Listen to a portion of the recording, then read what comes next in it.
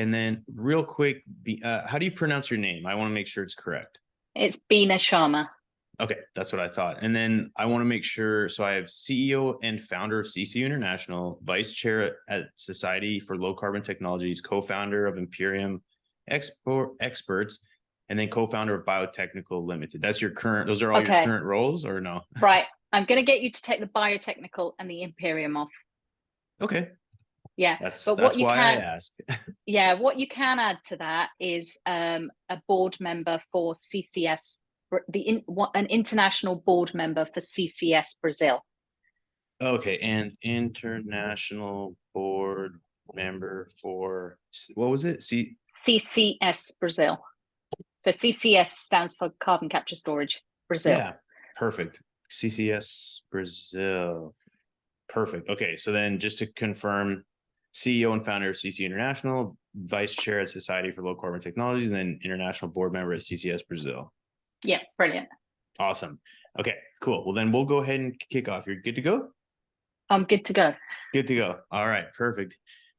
Hey everyone, welcome back. I'm here in Zoom land as always with Beena Sharma, CEO and founder of CCU International, vice chair at Society for Low Carbon Technologies, and international board member for CCS Brazil.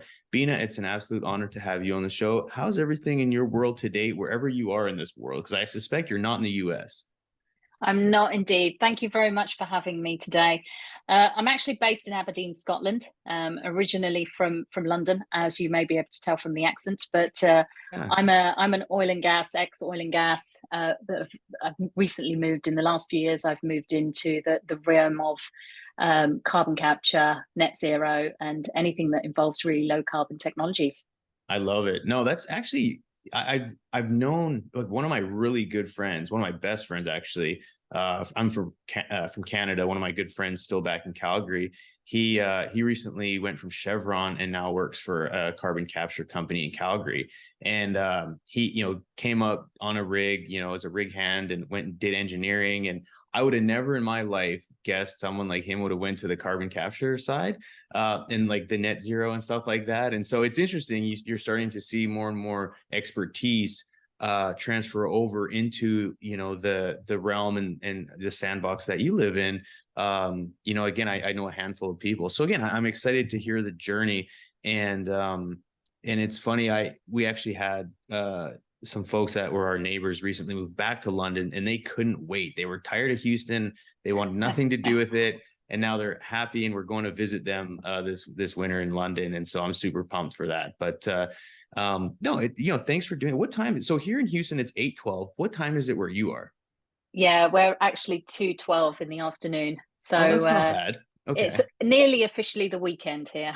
Yeah. Okay. Well, hopefully this is a good way to kick off the weekend. I often, a friend of mine is Rob Barnett. He works for Bloomberg, and I've had him on the podcast, and it'll be weird times of the evening, and I'm like, man, like I really apologize. We can start earlier, but I think he's a bit of a night owl, and he's based in London there at Bloomberg. So it's always interesting to have people across the waters. But I do want to give a big shout out to Fernando Hernandez. He's the one who made the connection. And I actually had him on the show a couple months ago, and we had an amazing conversation around energy, slightly different than what we'll have today. But again, and for the audience, it's really funny. If you don't take anything away from this podcast today, here's the one tip I have: check your junk mail, because Beena had emailed me several times and she probably thought I blew her off. And come to find out, all her emails that were very polite and like saying, hey, where are you? How come you haven't responded? Were in my junk email. So first thing, thank you, Fernando, for the introduction. Second of all, the audience, check your junk mail right now, because there may be something important in there. So thanks for your patience. I'm curious, how do you know Fernando? Interestingly, so Fernando is actually he's what we call a global Scot.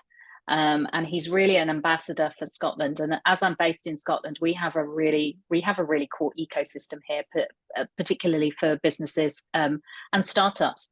So Fernando was actually linked to me via his global Scot hat, and he does a lot over in Houston for Scotland, generally for the businesses and tying up the relationships between the US and Scotland. So that was actually how we met. We met with his remit as a global Scot. But the introduction to Fernando really was around his knowledge and his background in the low carbon technology space. He's very well versed, and not just from a US perspective, from a global perspective, his connections go well beyond the US. And actually, Fernando was he's also the founding, one of the founding members along with me of the Society for Low Carbon Technologies. So that's what kind of has it's brought us together, because we had very similar, we come from similar backgrounds, but we also have very similar ambitions as to the way in which we think technology around the low carbon space should be deployed, the kind of support that's required around it. So the purpose for actually building this particular board or this particular society was really to bring together global technologies, global solutions for the problems that we have. You know, we're all trying to get to net zero. Every country obviously has different ambitions, but ultimately we all want to get to the same place. So it's essential that we collaborate. And I actually, instead of using the word collaborate, I tend to use the word co-create. I think it goes that one step further than collaboration. A lot of people talk about collaboration, but very little of it is done, particularly when competition is involved.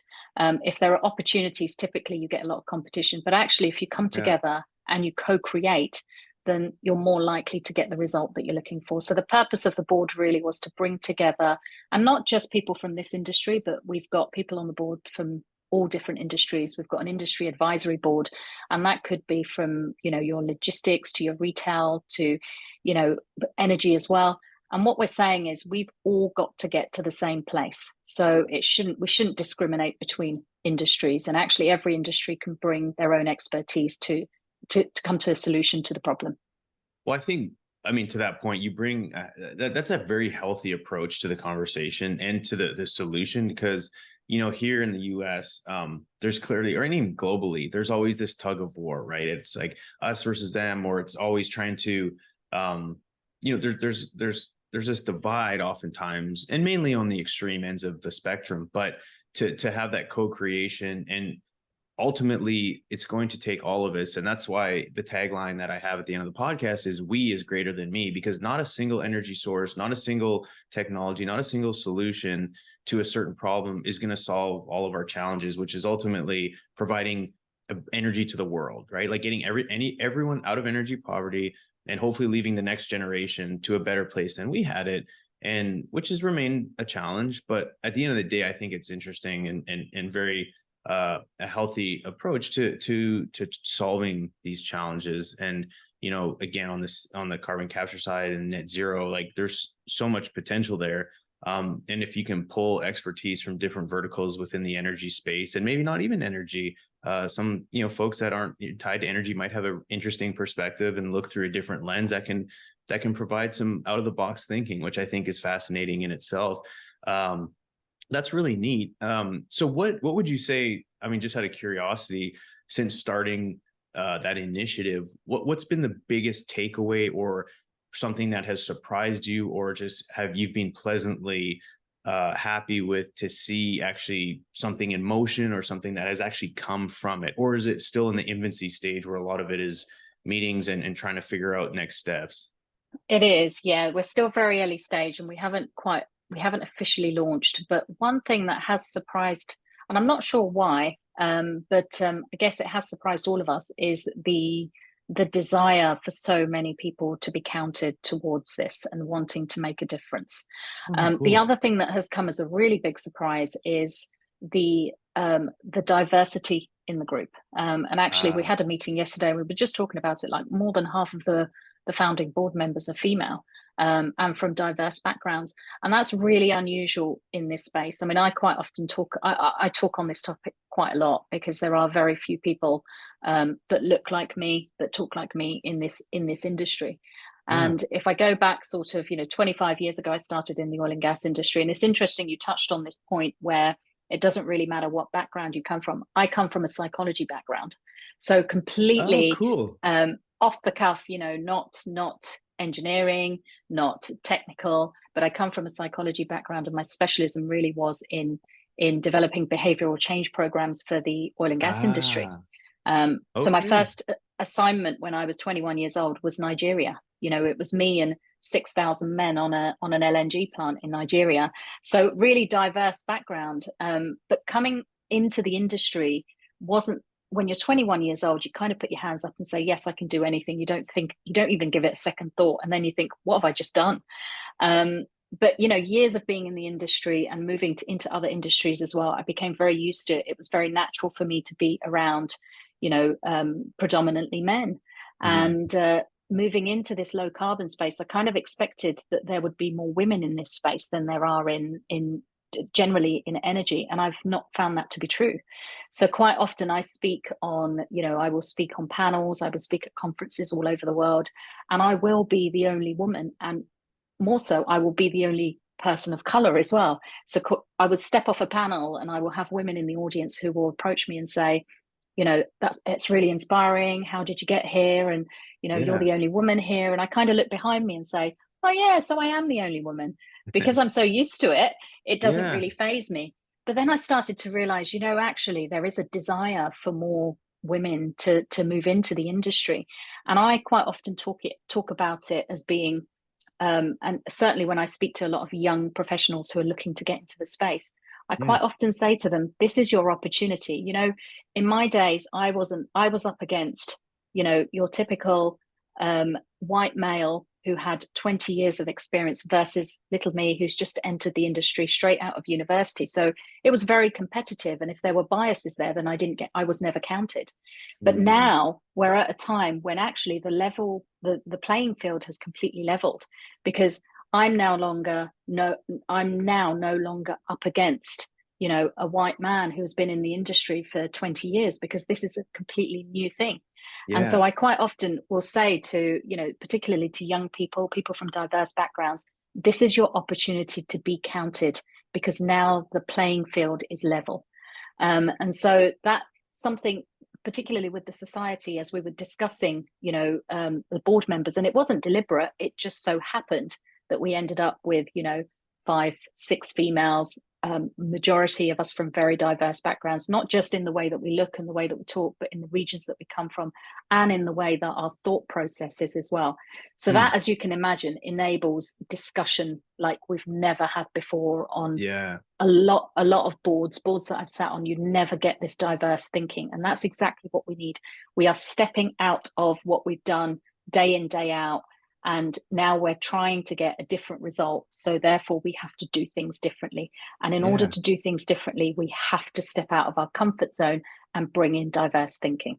Yeah, no, that is fascinating. Actually, that ties well into the previous, one of my previous episodes I released was Kim Alley.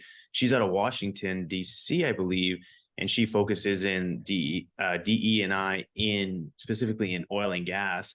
And where she started, actually, she went to, I think it was a hospital, and I'm forgetting, it was somewhere in the Middle East. She went over there, and this was before she started in oil and gas, but she went over there to essentially bring in a DE&I program into the hospital. And because of the overwhelming success that she had, then she got into oil and gas because being exposed to a lot of it over there, which then she now brings that back to the US through her experience, and really has done a phenomenal job of helping companies create those types of programs. And she can, obviously, if you listen to the episode, for anyone out there listening, I encourage you to, if this is something that's interesting to you. But I just think, like, when you think diversity, it doesn't necessarily mean, what you look like or where you're from, but just the diverse perspectives and thoughts and approaches to solving solutions, I think is extremely important. And so, no, I'm glad you touched on that. I think it's an interesting point. And I don't know if that ties in at all to what you did, but I noticed, and I wanted to say congrats before we move on, for being the winner of the 2023 Accelerate Her Award. Can you share what that is, and how one might become the next winner, if any ambitious females are out there like, I would love to follow her footsteps? Yeah, certainly. I mean, I do get asked the question a lot, and there have been multiple awards out there which people of all backgrounds can go for. The Accelerate Her program, awards program, is specifically targeted at women in in the tech industry, of which there are very few in comparison to obviously men. So it's an opportunity really for yourself to be counted. And it's not the most difficult thing to do. I mean, women typically do find it quite difficult to put themselves out there for fear of judgment, etc. Not that anybody else isn't, but I think certainly women in the tech industry do find it that much more difficult because, you are surrounded predominantly by men. So this is an opportunity really to say, okay, this is your chance to shine without having the pressures of being surrounded by, your male counterparts. This is for women, by women. And actually the award was for the environment space. So kind of four categories of awards, the environment space. And that was really an opportunity to really stand up and say, I want to be counted. And actually, this is going somewhere. The tech that I'm delivering to industry is really important for the environment. And that ultimately led to actually being picked up by Parliament, by Scottish Parliament. And we were given a what we call a parliamentary motion. So there was a mention and a certificate in Parliament on the actual achievement, which is not just great for women in the tech space, but also for environment. So the award was for making the contribution to Scotland's net zero target. But certainly it's an annual award. It's open to anybody here. And I would definitely say it's an opportunity, but also it's not just awards. It's not just you put up on a pedestal and say, well done, you're doing great things. But the program itself is designed to support women to get to that stage where they can comfortably pitch in front of hundreds of people. And the mentoring and the guidance and the support that you receive, not just from the team at Accelerate Her, but also from the wider ecosystem. One of the things I came away from there was I've developed this kind of little ecosystem of women around me who are equally as ambitious, some earlier, some latter stages in their business. But obviously the ability to be able to inspire people, once they meet me, they speak to me, I've won awards, they come to me and they say, well, look, if somebody like her can do it, then there's no reason why we can't. And that's the idea. It's to inspire other women to say, I want to start up my own business. I want to do something in tech. I too can win awards and I too can be counted. Wow. So that's amazing. And again, a big congratulations there. I think a lot of women would definitely look up to someone like you for guidance or inspiration. But what are some like, to add value to the listeners out there, what are some sort of actionable takeaways, or say like the biggest piece of advice for someone who's, maybe a female who's been in energy in the corporate world, and she has an amazing idea and she really wants to start her own company. I mean, do you have any sort of, just again, tips or things that can put the right mindset in place to take that leap of faith?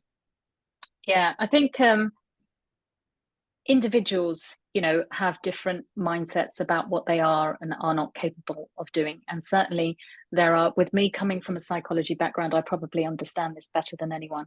But quite often we are told that we can't. A lot of, and I still hear it as a woman, and particularly as a woman of color, I still hear a lot of, well, you can't do that. Well, people like you don't do that. I've had people in the industry say, well, somebody like you shouldn't be running a company like this, or what's somebody like you doing in this industry. So, I still get that on a daily basis sometimes, and I quite often say that I could probably, I could probably write. At one point I said I could write a book on it. Now I think I could write a series of books on it. So you should have your own podcast talking about it. I should, shouldn't I? Yeah. Now there's a thought. I would love to help and see that. There you go. So I think that certainly women are, we are more susceptible for being, we're more likely to feel like we're being scrutinized because we are women. But I think it's, majority of it is mindset. And I know many women who have, got to a certain stage in their life and then felt like they couldn't go any further because of the barriers that were put up in front of them. We hear things like women get, there's very few women start, the number of startups, there's very low numbers of women that have startups. And then on top of that, it's very difficult to get investment. I think in Scotland, we're looking at something like 2% of all investments go to women. So that's a huge number. And when you start seeing numbers like that, it does affect your confidence. And you do start to say, well, what are the chances of me being successful if I'm less likely to get investment than, my average male counterpart? So I think in a way it's about removing the negativity, because there is a lot of it, and I know that's not easy. It's easier said than done. But for me, I think my secret is really surrounding myself with people who tell me I can do it, and Yeah. what I call my enablers, as opposed to surrounding myself with people who tell me I can't. I surround myself with the people who tell me I can, and they provide me with some of those opportunities. And I Yeah. quite often talk about this. So there's interestingly, there's a workshop that I ran back in February for Energy Voice, and it was focused. It was a conference called the Future North Sea, and they asked me to run a panel session. Sorry, not a panel session, a workshop focused on carbon capture. And the title of the session was Carbon Capture Utilization, or Carbon Capture Storage, or both. And the idea was that we had 30 people from the industry that joined this workshop, and we would all kind of workshop out these questions, the answers to these questions. And there were 30 people from the industry, all within the sort of carbon capture space or an interest in the carbon capture space. And actually, I was quite surprised by the end of it. I knew there was something different about the workshop, but by the end of it, the editor of the Energy Voice, who was in the room at the time, he said to me, "You do realize that there was, around 40-45% women in this session. We've not really had that before." And that interested me. And I thought there must be something in this. And a lot of the women that I spoke to said, actually, all they need sometimes is just somebody like me to show that it's possible. You can Yeah. do it. And that provides them with the inspiration. They see that a woman is up there in a generally male-dominated space who's running this key workshop. And that gave them the inspiration to say, hey, okay, I want to join this workshop and I want to be inspired by it.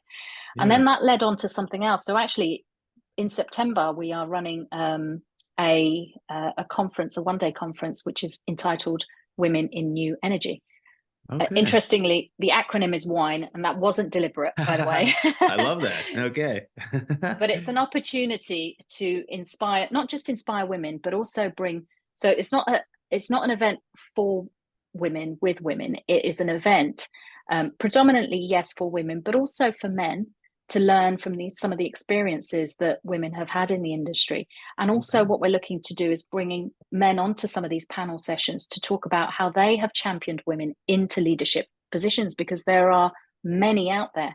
When I think about my journey, I started in oil and gas, and ultimately I wouldn't have ended up going to Nigeria, for example, or I spent a couple of years in Norway, if it wasn't a man in the industry that pushed me forward and said, yes, you are able to do this, and you're more than capable of doing this. And Wow. then I think about what I'm surrounded with, and I am surrounded, my husband, who's also in the industry, and then I've got two teenage boys who are massively supportive of what I do.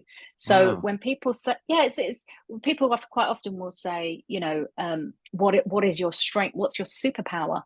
And I say it's my network, it's my support network. If I have negativity within that, then I remove that negativity, because for most women like me, once that negativity creeps in, it's very, very difficult to remove it. Yeah. And if you have, my superpower is the people that I have around me. So I would say to a woman that is looking to come into the industry, or start up on their own, step out that corporate comfort zone, is surround yourself by people who can support you. Surround yourself by people who enable you, and more importantly, surround yourself with those people that will do nothing but champion you. And one of those people for me has been Fernando Hernandez. He hasn't hesitated to kind of say, when an opportunity comes up, he hasn't hesitated to say, you need to speak to Beena, or Beena, this is an opportunity for you to step forward. Wow. And I'll give you an example of this. A couple of weeks ago, I was asked to do a fireside chat for female entrepreneurs in this low carbon space. And they came to me and they said to me, look, we want to do a fireside chat, but we want to do it with 3 female founders in the space. Is there anybody else that you can recommend? And I thought, yeah, of course there is. And I went away and I had to think, and I thought, actually, I don't know anyone else. So I reached out to Fernando and I said to Fernando, is there anybody that you know in this space that could join me on this fireside chat? Because ideally they're looking for about 3 women for this. And he said, yes, there definitely is. And then he went away and had a think and said, actually, no, there isn't. So Wow. that was a little bit upsetting for me, because I thought, what are we doing wrong? Why are there not more people out there like me? And I had this conversation with him, and it was a little bit of a kind of a heart to heart. And I said, Fernando, this is actually quite upsetting for me. Why is it this bad?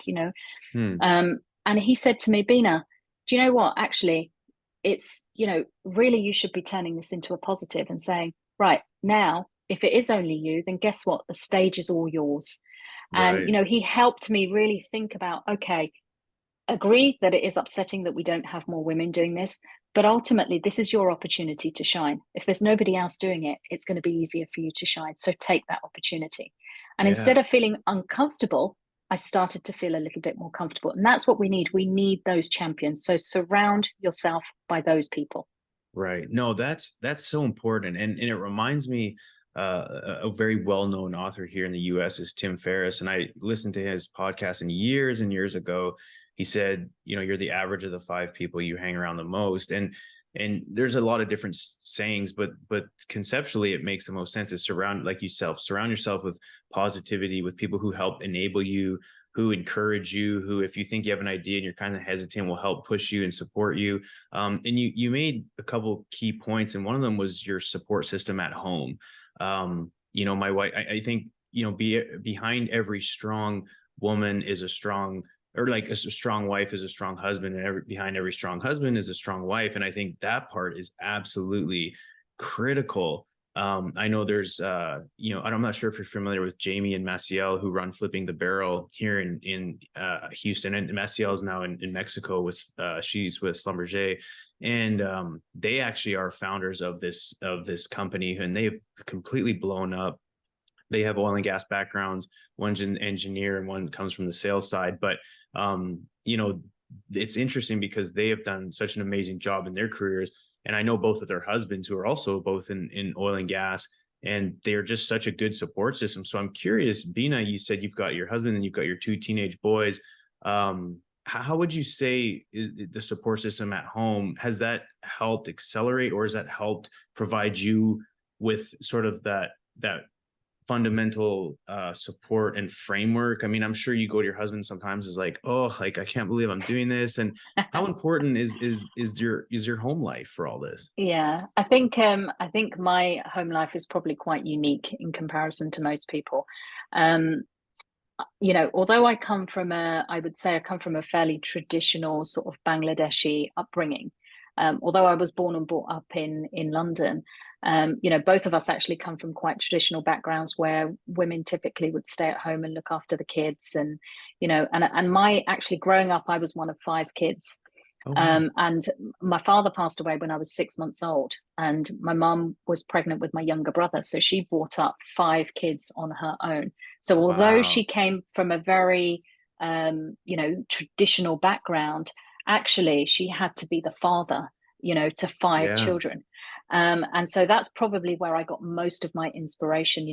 There was no, she didn't have the option of handing us over to somebody else or doing something. She had to work. She had to make sure that all her five kids were fed and clothed and went to school.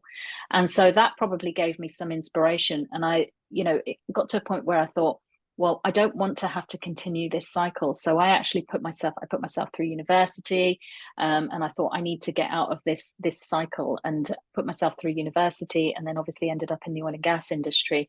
Yeah. But and that's predominantly that is where I met my husband, and because we were from the same background, same sort of traditional cultural background, you automatically assumed that you would just fit into that culture. But even Yeah. though he came from that the background where his mum was at home and she did look after the kids and dad went out to work, but he never once expected me to do that. And I think it was seen as and that is very unusual for Asians. It's very, very unusual, Okay. especially 25, 30 years ago. Yeah.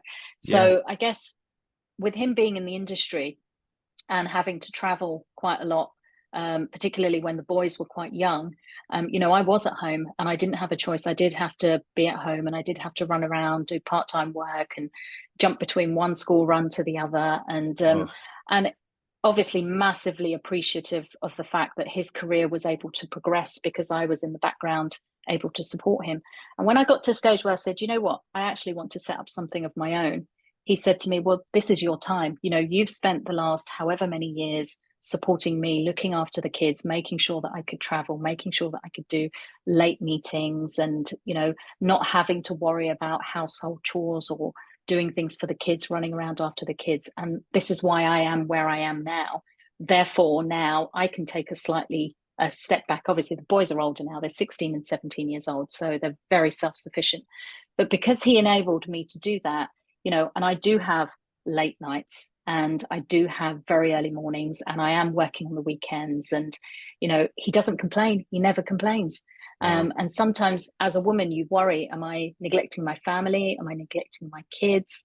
And because the kids have seen that, they are equally, if not more so, supportive, and that is essential. They've seen that sort of their upbringing has shown that my husband has been 100%, it more so actually 110% supportive. And he always says to me, I remember once when I bring an opportunity and I say, I've got this opportunity to do this. And he always says to me, well, what's the worst thing that can happen if you do it? What's the Yeah. worst thing that's going to happen? And I'm like, actually, yeah. So the worst thing that happens is you come away from there. Maybe you fell, but you've learned a huge amount, and you will Yeah. take that forward and make sure that you are successful in the next thing that you do, because ultimately you will know how not to do it. So every Hmm. step has been, and there's been failings, don't get me wrong, we don't Yeah. speak about them often, but there have been some real bad failings. But each and every one of those, he says to me now, well, now you know what not to do. You won't Yeah. be making the same mistake again. So that is really important. You have to be allowed to make mistakes, Hmm. because what you don't want is somebody behind you saying, well, okay, go away and do it. And then you make the mistake, maybe you fail, and they say, well, told you so, or I don't think you'll be doing that again. So it's important that you get that shove, you get that little push and say, okay, pick yourself up and go again. Yeah. No, what's your husband's name? Deshant. Deshant. Well, from one supportive husband to another, give him a big handshake and a hug, because I think that's amazing. And again, and again, it's certainly not about me, but it reminds me of my wife and I's dynamic. She was oil and gas when she graduated. She was with CNRL, which is a big Canadian oil and gas company. And then when we moved to Houston, she jumped right back into corporate oil and gas. To which down here she experienced, and she's a female of color as well, and she had not a great experience down here, but it was a blessing in disguise. It was, there was a time where she was in her office and she was so ambitious to learn and to advance. And her boss said, look, just sit there and look pretty. Like, you don't have to do all this work. And like, that just was like a punch to her stomach. She's like, are you kidding me right now? Like, no. And so anyway, she went back to university, got some more schooling, and now she runs her own company. But I say all that to say is, she's had some failings and stuff like you mentioned, and for me to be there and say, like, I always tell us, like, let's do some fear setting. Okay, so if this happens and it doesn't happen the way you want it, then what? And it's like, oh well, then we may be a little bit out of money, or I let this person down. Okay, well then what? Like, what happens then? And then once you like start going down, it's like, even the worst case scenario, if you go down the chain, it really isn't that bad. Yeah. So again, it's a mindset thing. And the last thing, I promise we'll talk about carbon capture, but I think we just kind of went down a different avenue, and We I did. think it's great, but it's okay. So one last thing I want to talk about, because I think this is really interesting, especially for women out there. And how do you respond to women that come up to you and say, Beena, I'm however old, let's say 25 years old. I have a wonderful husband. We're thinking about starting a family, but I'm on this rocket ship with my career. I want to start a company in a couple of years. And just the thought of having a family would just completely put that on pause. But I want to have kids because that's my calling. Like, as a male, that's not something that we deal with. Obviously we're there and we support, but the reality is like, we're not the one carrying the baby and then have to be a mother to kids. What's your response to that? Because I think that to me would be the hardest decision to make in Yeah. life. And I don't know as a male how you would even consider approaching that. Yeah, I think it is a different. I think from a very young age, I've always had ambition. I've always had the drive and the ambition to do things differently, but also excel in whatever I do. So it could be the most menial of tasks. So a lot of it is to do with personality. But I do get women who say to me, I'm starting this journey, and I've got so far, planning to have kids next year. I don't know if it's going to be right for me yet. Maybe I should wait.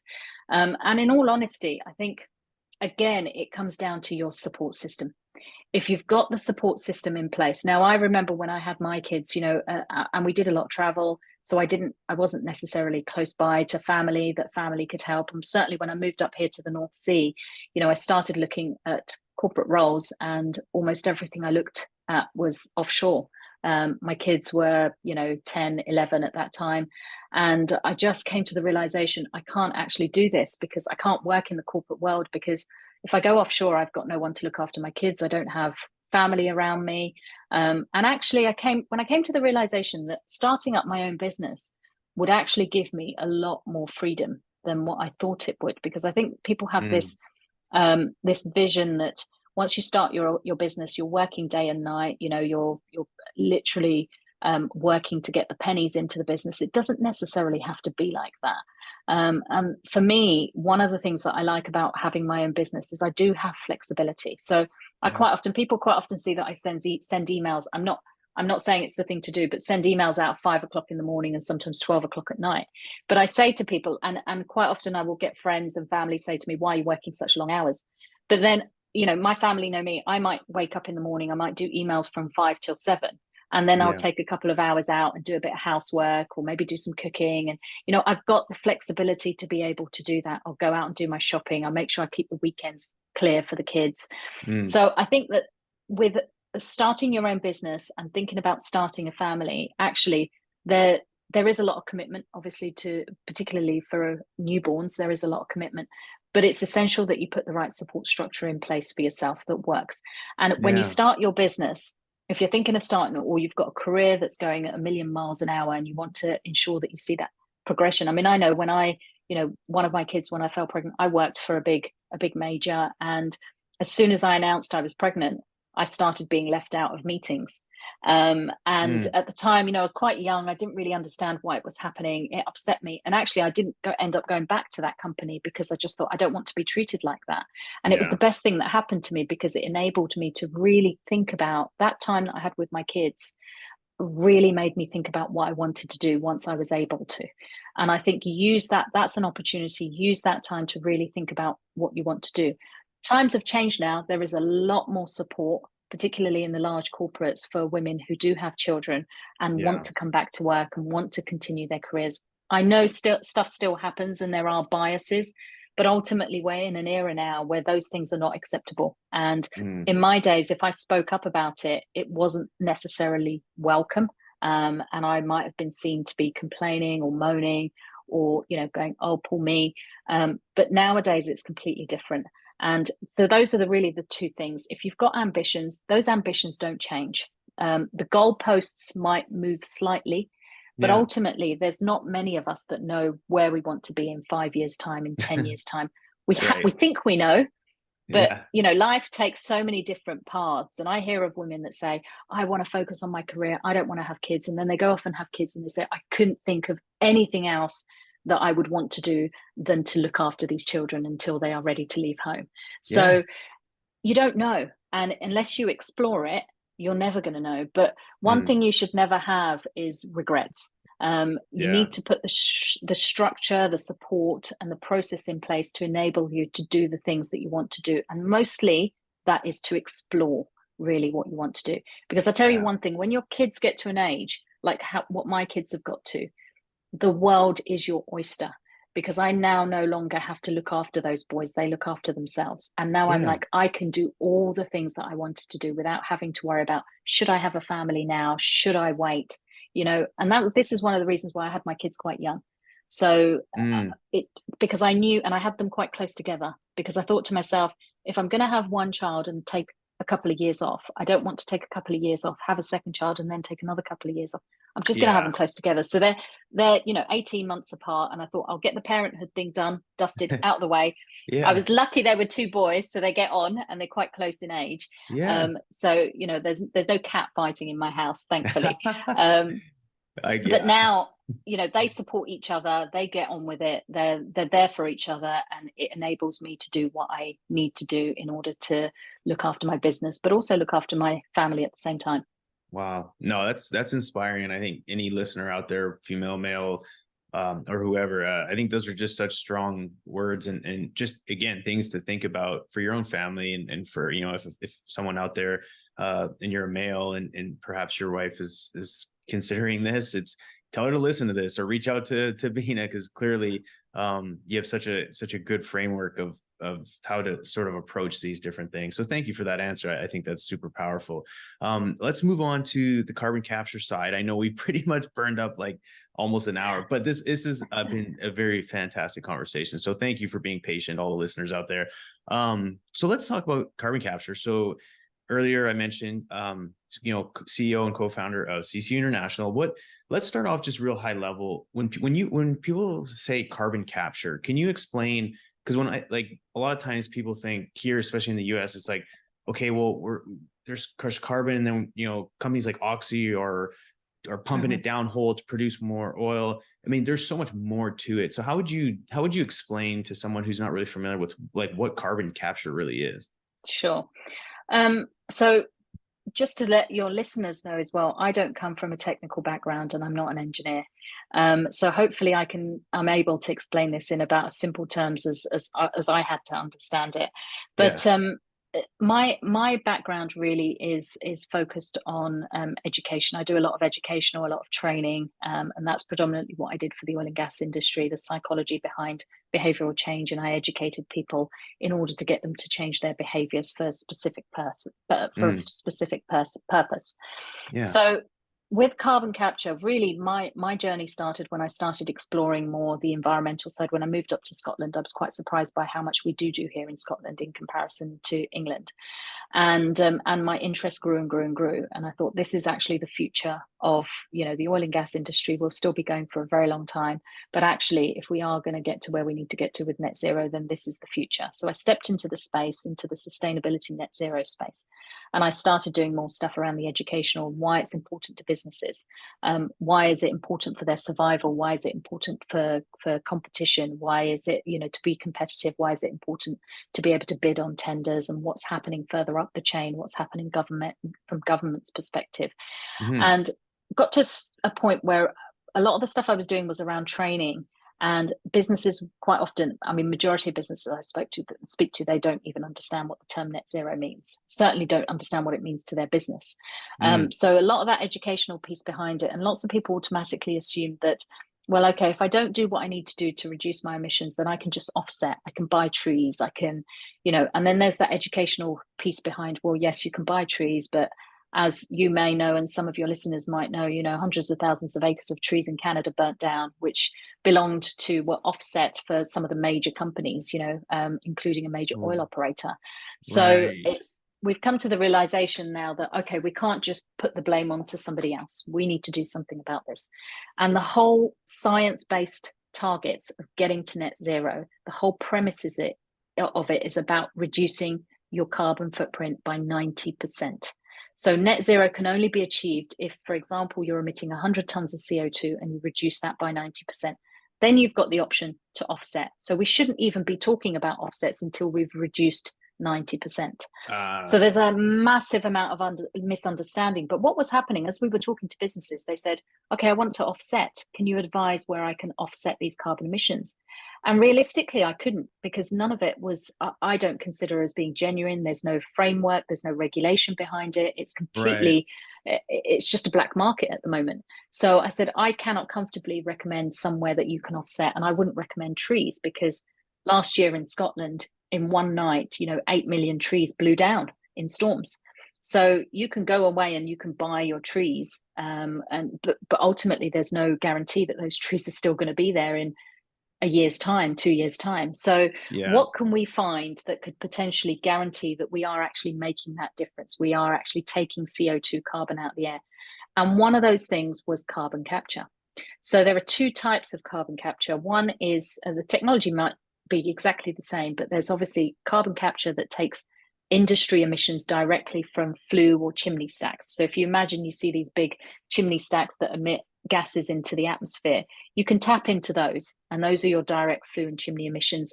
And then you've got the other option where you do something called direct air capture, and that is literally taking the technology and putting these huge vacuums to suck up everything, And there's a lot of question around that, because you're not just sucking up CO2, you're sucking up everything else. So the percentage, the concentration of CO2 is very low.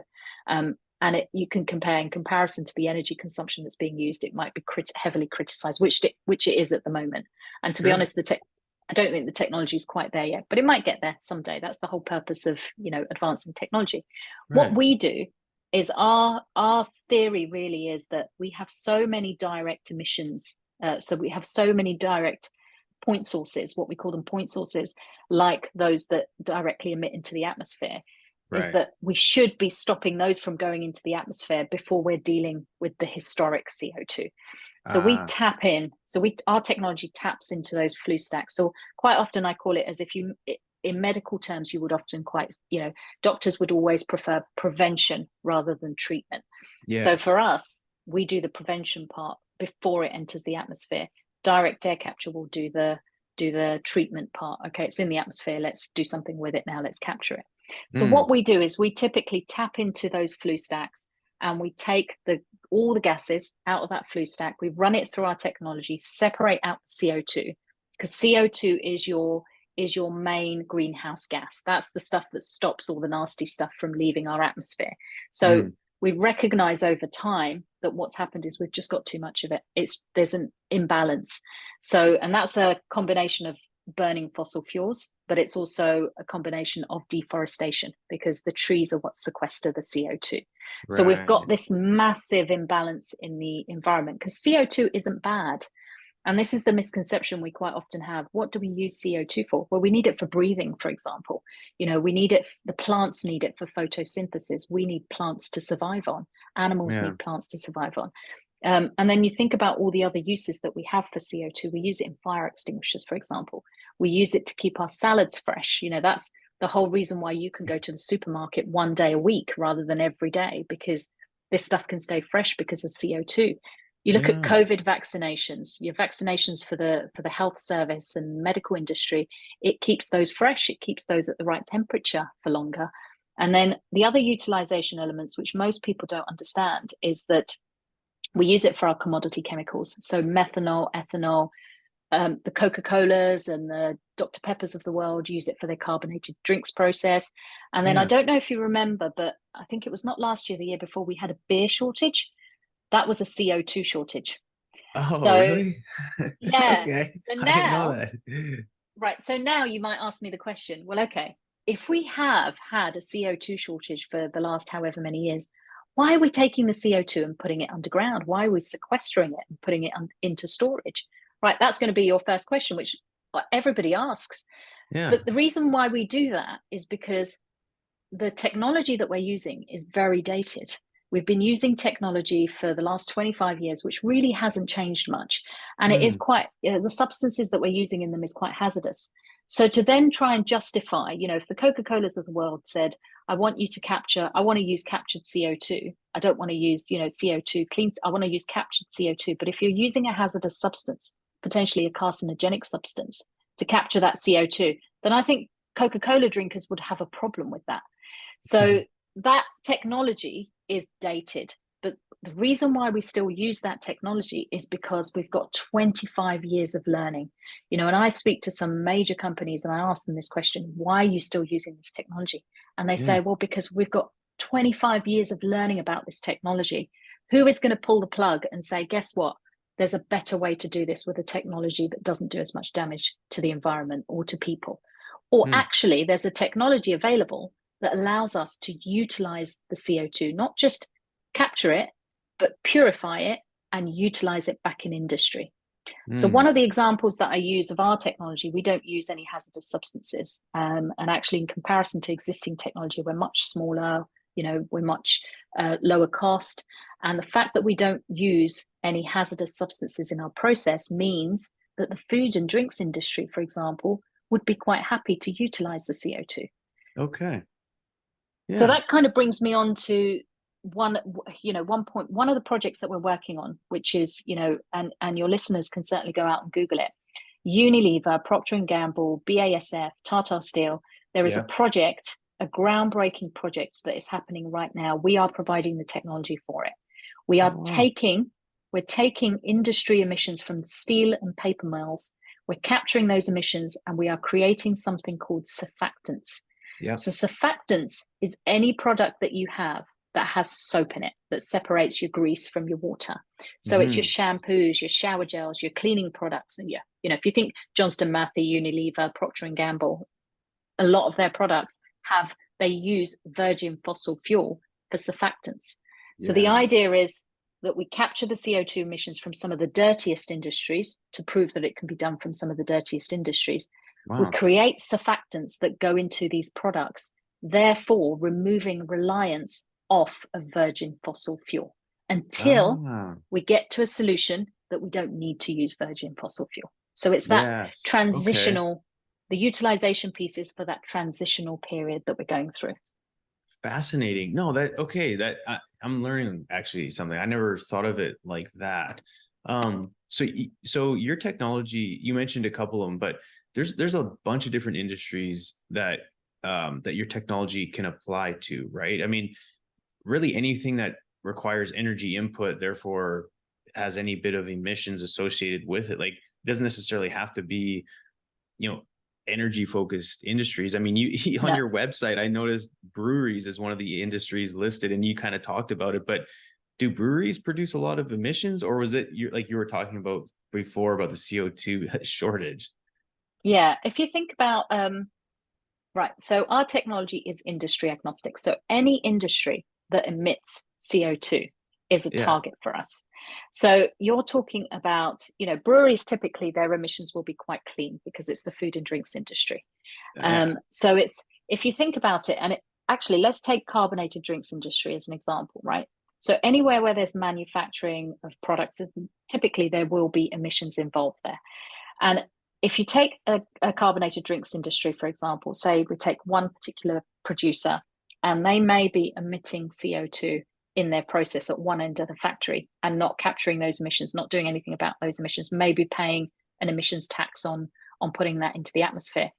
On the other side of the factory, they are buying CO2 in its liquefied form, transporting it in, turning it back into its gaseous form to then reuse in their carbonated drinks process. Now, straight away, you're going to say to me, that's complete madness, which it is. So, and you think about that, you think about the carbon footprint associated with that. Imagine if we could take the carbon emissions from where they are actually, where it's going out, we can clean it up, purify it, and then feed it straight back into the carbonated drinks process without having to liquefy it. Then you think of all the energy involved or the transport involved. And what we're finding now that's happening in the industry. So if I take the UK, for example, typically for the food and drinks industry, a lot of the CO2 comes from fertilizer plants. We had a couple of fertilizer plants that closed down during lockdown. And now what's happened is the price of CO2 per ton has gone through the roof. It's about £1,200 a ton for food grade CO2 because it's being imported. Now, so what's happening is we've got this cross, CO2 going all over the place when actually we could potentially be capturing what we're already emitting and cleaning that up. And so with technology evolving, it means that we're no longer having to use these old dated, or at least we're hoping that we no longer have to use these old dated technologies where the only solution is to stick it underground. And let's be honest, that's contentious on its own. It's contentious. And by 2030 or by this date, we were hoping that we would have been storing large quantities of CO2 underground. Now, if you think about carbon capture and storage, we are looking at CO2 as a waste. And then there's a linear graph. It's linear. We look at CO2 as a waste and we take it to storage, which effectively is landfill. With CO2 utilization, we're looking at CO2 as a commodity and we're utilizing that to create what we call a circular carbon economy. So we just continuously, and it can be used, surfactants is one, we can do diesel. There are technologies now that do aviation fuel. And if you imagine, be honest, we're not going to be flying around in hydrogen planes anytime soon. So we know that we're going to be using fossil fuels for a very long time still. So why not create a fossil fuel from the fossil fuel that we are already emitting and create that circular carbon economy? And then you might ask me, well, does it really make sense? Because not only you're capturing it, but then at the same time, you're burning it again in a plane or in a ship or in a vehicle. And there's a lot more science behind it. Again, I'm not technical, but the science behind it tells us that every single time we capture and purify it, actually what we burn is a lot cleaner than what we would have burnt had it have been a virgin fossil fuel. So every single time the cycle goes round, it cleans up that fuel or that whatever that is. It can go into chemicals, methanol, ethanol. We use virgin fossil fuel for them. This Unilever project, it has the ability to remove 15 to 20 million tons of CO2 a year just in the UK alone, just by creating surfactants. So when we add that all up, we're thinking to ourselves, there are potentially so many more initiatives we could look at, some of these groundbreaking projects that allow us to say, okay, we know we're going to be using virgin fossil, we know we're going to be extracting oil for a very long time. Why not clean up the whole industry until we get to a point where we can comfortably, securely store in large quantities CO2 underground in old reservoirs? And we're not there yet. We're not there yet. Interesting. So it makes me think, like, a lot of times there's groups that, I guess, dislike the production of oil and gas, but the reality is, in the petrochem space, it's not just for driving cars. Obviously it's used for so many different things. And like you're saying, by using your technology and using the CO2 that's being emitted, you can create that circular economy, which hopefully reduces the dependency on, I think you're referring to as virgin fossil fuel, right? That's correct. Yeah. Yeah. So ultimately, and I say all that to say is, like, when we get to a point globally where we can reduce the demand for oil and gas, that's where then we can start, but hopefully accelerate a lot of these goals that have been put in place, which is kind of a whole nother topic in discussion. But what I'm hearing is, through technologies like yours, you can ultimately help reduce the overall demand for something that we use already. So that's interesting. Again, I've never really thought of it like that. And it's not, again, I don't play in this world really much, but it's very interesting to me to hear how you've explained it. So, and it sounds so obvious to me. Like, why wouldn't every company who does any bit of manufacturing jump on this? So I'm curious, like, since starting and now that you're going, what's the biggest market challenge that you face for just further growth and further scale? Because conceptually, it makes so much sense. It's like, why wouldn't you do stuff like this? There is, in all honesty, there is a huge lack of education out there. Absolutely massive. Okay. I think there is this understanding that capturing the CO2 and sending it for storage, i.e. waste, treating it as a waste, is the way forward. And ultimately, what you're doing is you're just taking the problem and you're putting it somewhere else, and you're saying, we'll just continue producing oil and gas and keep being reliant on this industry because we can just store it in the reservoirs. So it's not a problem. We can just remove it and store it. But the question you have to ask yourself, and which I always say to many people that I speak to, a big part of what we do, we don't go through a normal sales process. Our sales process probably starts with about 3 hours, 3 separate meetings on educating the client, because they don't know what to do. They don't know what technologies are out there. They don't know they don't know what questions to ask people like us. What do I need to know in order to qualify what technology I should use, or whether or not this solution is best for me? So we always say, when you're looking at a technology, ask 2 questions. The first question, which is probably the most important, the first question you need to ask is, what is the energy consumption of this technology? Because let's be honest, if it is massively energy consuming, then it doesn't really justify the cost. And secondly, that's where a lot of clients get stuck. They think they want carbon capture, and then they get so far down the line with a dating technology, and they say, oh, we're a waste to energy plant. We're in the business of generating power to sell, but 65% of our power will go to powering the carbon capture plant if we put a carbon capture. Just economically, it doesn't make sense. So clients often don't ask those questions. The second question, which I feel is probably the most important question, is what is the carbon efficiency? I.e., if you are capturing 10 tons of CO2, are you using 9 tons of CO2 to do it? Right. And that is a question that is never asked. And these dated technologies are not very efficient. So our technology, for example, and this involves doing something called a full life cycle analysis of a technology. So when you do the full life cycle analysis, you can document what the energy requirement is, you can document how carbon efficient it is. And our Yeah. technology, on a worst case basis, is 89% efficient. That's worst case, assuming we can't do any energy recovery. So Right. as you can imagine, massively appealing to industry.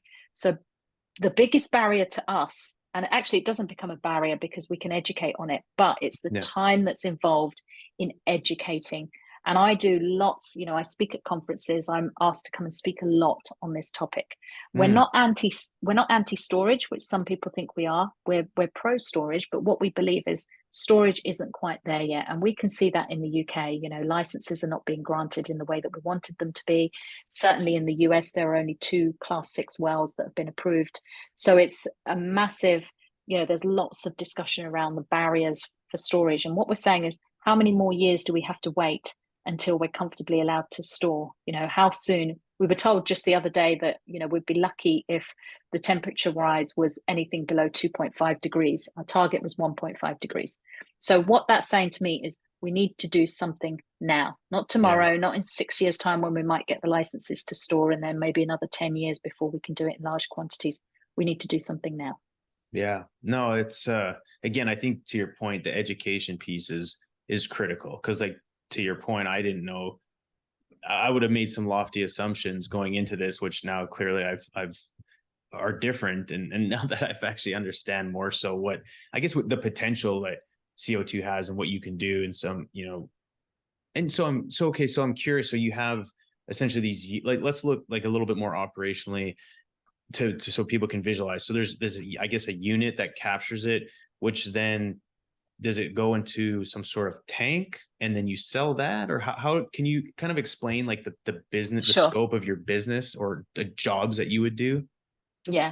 So typically we would tap into, a flue stack, for example, and we would extract whatever amount of emissions we needed to do for that particular job.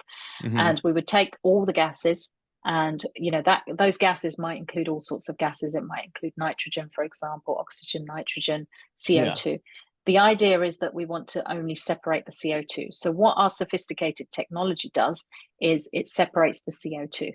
And then what you end up with, and the gases that we don't need, we vent back up through, and they're typically not as harmful, but we vent them back up through, because what we're interested in Mm. is the CO2. Dude. That's the stuff that's in vast quantities that's harming our planet, right? So Okay. we capture the CO2, and then what we do is we purify that to whatever the utilization option is. So if you take, for example, we can create aggregates that go into your construction material, but you Yeah. don't need 99.5% purity. All you need is 50% purity. But because there's very little technology out there that can produce the 50% purity, it means that the construction industry are having to buy a very expensive 99.5% purity of CO2 for construction. Yeah. So one of the key pieces, and actually where our patent sits, our IP sits, is that we are able to almost dial up or dial down the purity depending on what we want to do with the CO2. Okay. So medical grade, sort of your lab grade CO2 is 99.95%. We could do 99.95%, for example. But what we then do after that, again, it depends on what it's being used for. So typically we would liquefy it. So we take the gases, we have a liquefaction system, and we liquefy it, and then it gets stored in tanks for the likes of Linde, BAC, Air Liquide, or Air Products, for example, to come and collect and then resell into the market. Wow. Or we can add the downstream technologies. So say, for example, we wanted aggregates for construction. We add containerized solutions from a technology provider, and that CO2 gets liquefied, goes into their technology, and comes out as aggregates the other side.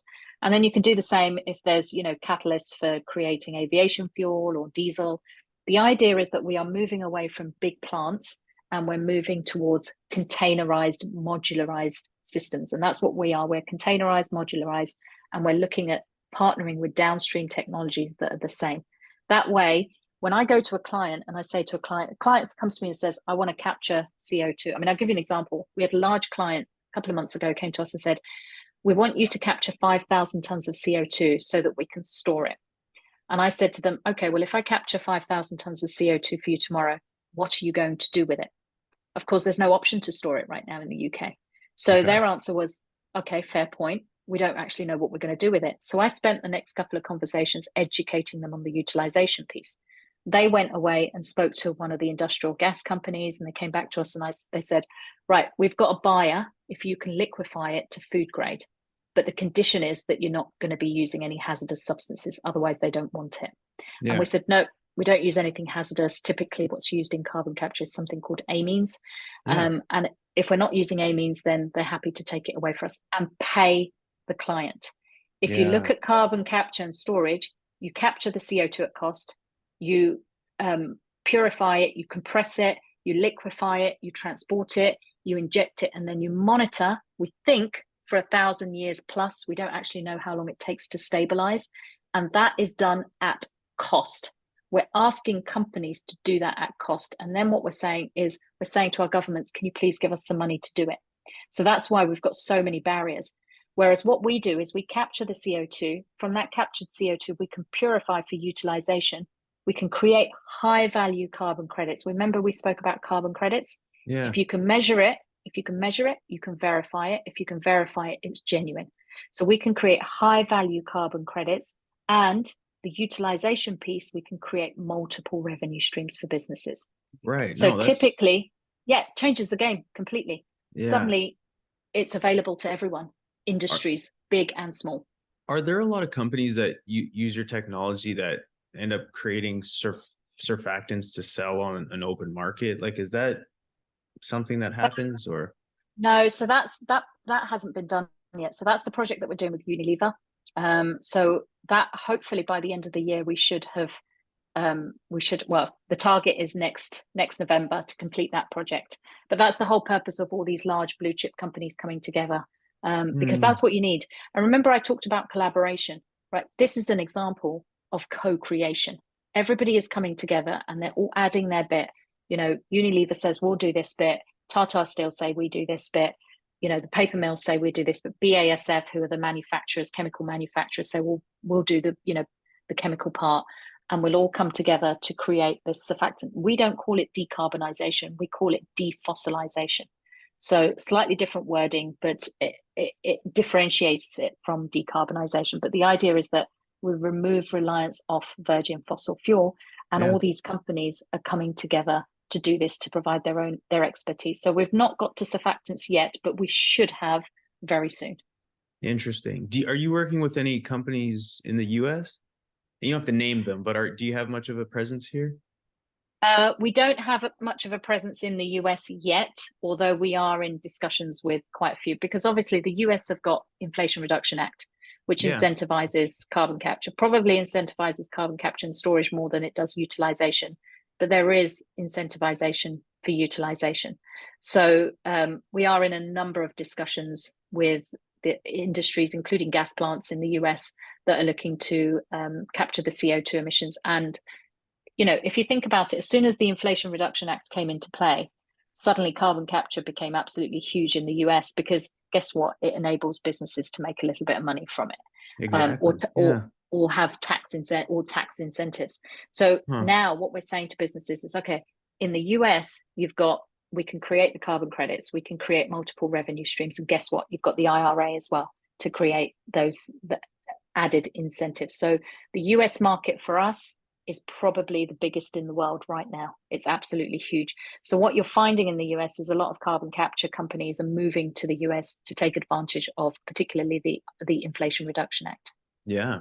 Wow. No, that's fascinating.